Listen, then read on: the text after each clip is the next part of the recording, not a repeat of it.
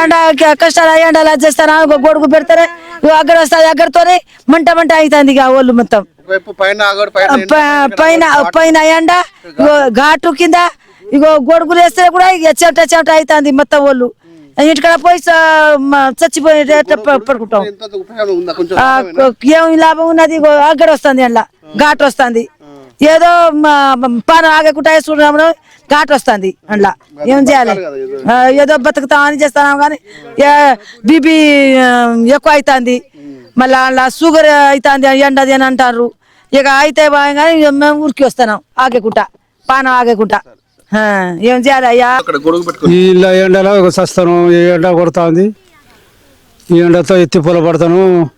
ఈ గొడుగు వేసుకుంటే గొడుగులో కూడా కొద్దిగా చల్లదనం ఉంటుందని వేసుకుంటాను అంటే గొడుగు కొంచెం మాకు కొద్దిగా చల్లదనం ఉంటుంది లేకపోతే ఇబ్బంది బాగా అవుతుంది ఎండ దెబ్బ అడిగి దవాఖానకు పోతాను అట్లా పరిస్థితి వస్తుంది ఎంతమంది ఇట్లా గొడుగులు పెట్టుకుంటారు అందరు గొడుగులు పెట్టుకుంటారు అందరు గొడుగులు పెట్టుకుంటారు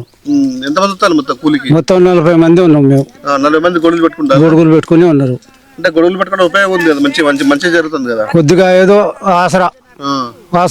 కాబట్టి ఎండకు కొద్దిగా ఆసరా గొడుగులు పెట్టుకునే కష్టం ఎందుకు మరి ఆసరా అవుతుంది కొద్దిగా గొడుగు దాని గురించి పెట్టుకుంటాను ఇప్పుడు మరి గొడుగు ఎందుకు మరి ఎంత కష్టం ఎందుకు మరి గొడుగు పెట్టుకుని చేయాలి కష్టం ఎందుకు కష్టం అంటే కొద్దిగా నీడ